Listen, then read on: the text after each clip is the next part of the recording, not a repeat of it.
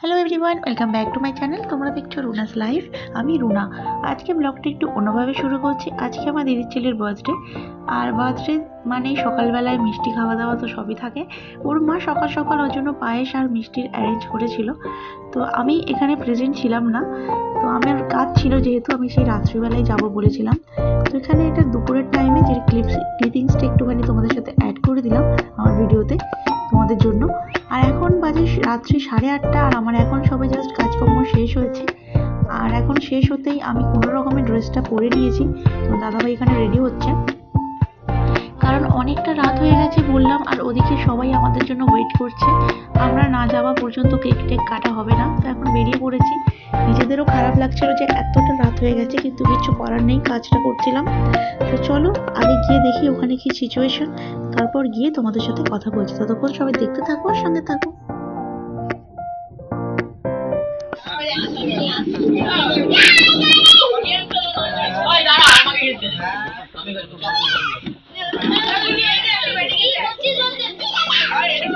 ঢুকেই তো আমি একেবারে অবাক হয়ে গেছি, একেবারে যুদ্ধ তৈরি শুরু হয়ে গেছে মনে হলো। সেখানে বাবু তার বন্ধুদের সাথে গেম খেলতেই ব্যস্ত, আর আমি আর সময় নষ্ট না করে ঝটপট কেকটা কাটার জন্য প্রস্তুতি নিতে শুরু করে দিলাম। এরাও আমার বাড়ির লোকও এমন যে আমি না আসা পর্যন্ত নাকি কেকই কাটবে না সে। তাই জন্য আর টাইম নষ্ট না করে আমি ঝটপট চলে যাচ্ছি কেকটা নিয়ে। তা চলো দেখি কেকটা কেমন এনেছে, আমিও যদিও দেখিনি। তো এসে ভাবলাম অনেকটা যেহেতু রাত হয়ে যাচ্ছে, তার টাইম নষ্ট করে লাভ নেই। সবাই বাচ্চাগুলো আছে, ওরা আবার ডিনারটাও করবে। তো চলো আগে দেখে নিই কিরকম কেকটা এনেছে।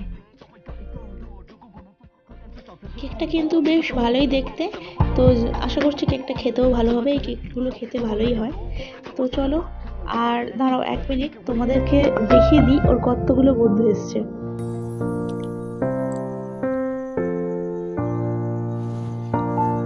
তারপরে বন্ধুদের সাথে সমস্ত ফটো তোলা কমপ্লিট হয়ে গেলে আমরা এবার কেক কাটা শুরু করব।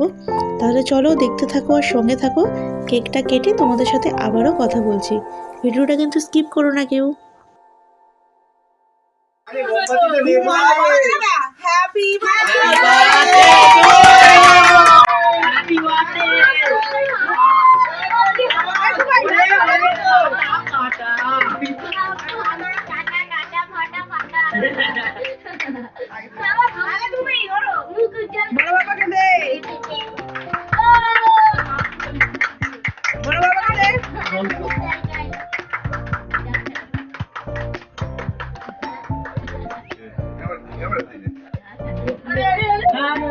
তারপরে বাবু ওর মাকে কেক খাইয়ে দিল। আর আমি জানি তোমরা বলবে যে তোমার দিদি আর বোনের সাথে তোমার মুখের কোনো মিল নেই। ওরা ভীষণ রোগা রোগা, আর আমি কুমড়োরা, জানি না কিভাবে কবে রোগা হতে পারবো, আদৌ পারবো কি না।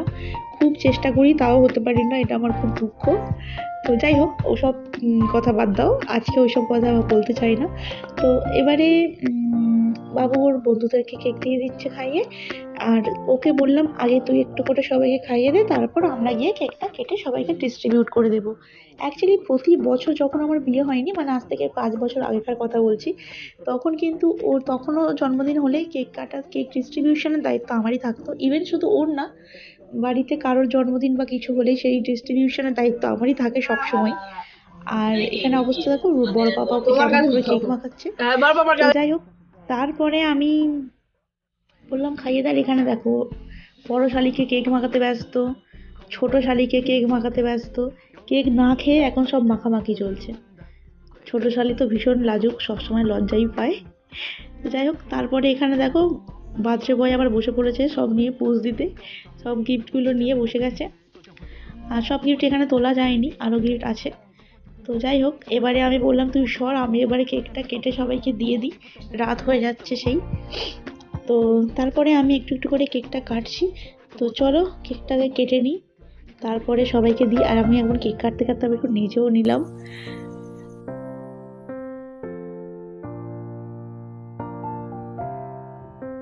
সবাই কেক খাওয়া হয়ে গেছে, তারপরে না আমি আর তোমাদের সাথে শেয়ার করতে পারিনি, কারণ অনেকটা রাত হয়ে গেছিলো। আর বাবুর দুটো বন্ধু আর ওর ভাই বলছিল যে আমরা বাড়ি চলে যাব। তো সেই জন্য আমি তাড়াহুড়ো করে খাবার দিতে চলে এসেছি তোমাদের সাথে। ওই জন্য আগের ক্লিপিংসটা নিতে পারিনি, আমি টাইম হয়নি বলে।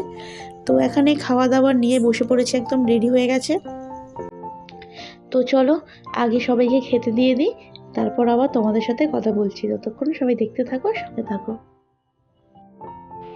ও আমার স্টুডেন্ট, এসো এসো এসো। হ্যাঁ হ্যাঁ, আমারও তো পড়ার ছুটি আছে। দিদি কই? দিদি নাই। এখানে এটা আমার বোনের স্টুডেন্ট একটা, তো দিদি একটু মানে রাতের দিকে আসবে, ও এসে গেছে আগে। তো এসে একা একাই ঘুরে বেড়াচ্ছে ঘর করে। এই বাচ্চাটা কিন্তু ভীষণ কিউট। তো এ কি করবে, ওখানে সব বড়রা আছে, তো এই জন্য এ এখন আমার বাবার সাথে বসে বসে গল্প করছে। এ আর এই বোনটা, মানে এ আমার বাবুর বোন হয়, মানে একসাথেই পড়ে, ওর থেকে ছোট। এরা এখন কি করবে, আমার বাবার সাথে বসে বসে গল্প করছে দুজনে মিলে, আর এই গিফটগুলোকে নিয়ে নাড়াঘাটা করছে। তো চলো আবার ওই ঘরে গিয়ে দেখি। এই ঘরে এখন আমি যেহেতু এই ঘরে এদের সাথে গল্প করতে এসেছিলাম, তখন দাদাভাই এখন পরিবেশনের দায়িত্ব নিয়েছে আবার। তো ঠিক আছে, দুজনে মিলেই সমস্ত কিছু মানে ম্যানেজ করে দিলাম। আর চলো,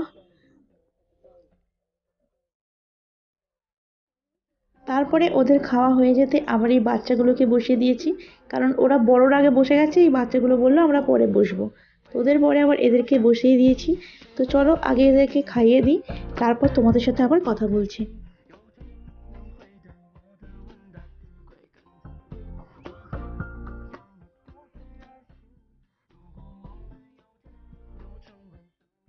তারপরে খাওয়া দাওয়া করে সবাই একটুখানি আড্ডা দিয়ে দিল, গেম খেলো। এটা হলো পুচকিটার দিদি।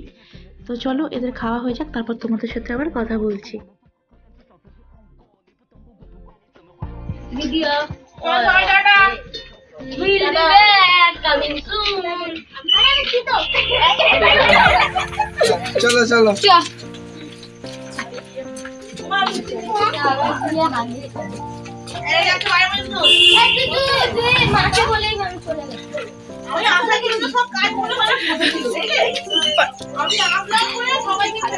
তারপরে সবাই চলে গেল যে যার বাড়িতে। আর যত এরা টাটা টাটা করছে, তত আমাদের টিয়া পাখিটাও তত চেঁচাচ্ছে সমানে।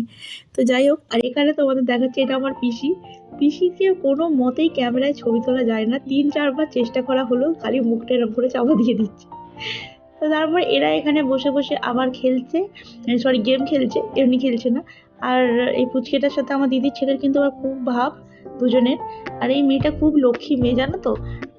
এরা আবার আমার বাড়ি মানে শ্বশুর বাড়ির সামনেই এর বাড়ি। তারপরে আমরা খেতে বসছি, এ বলছে আমি খেতে দেবো আমি খেতে দেবো করে এ আবার খাট থেকে নেমে আবার সবাইকে খাবার দিতে এলো।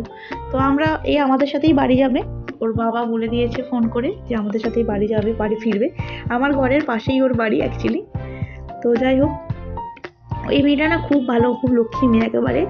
তারপর আমার দিদি এসে দিতে খাবার বসলো, অলরেডি যেহেতু অনেকটা রাতও হয়ে গেছে, আমি বললাম তাড়াতাড়ি এবার খেয়ে নিই। অলরেডি 11:30টার মতো, 11:15, 10 হয়ে গেছে, 10-15। তো চলো আগে আমরা খাওয়া দাওয়া করে নিই। খেতে বসে তো আমাদের গল্প আর শেষ হয় না। তো চলো আগে খাওয়া দাওয়া করে নিই, তারপর তোমাদের সাথে আবার কথা বলছি।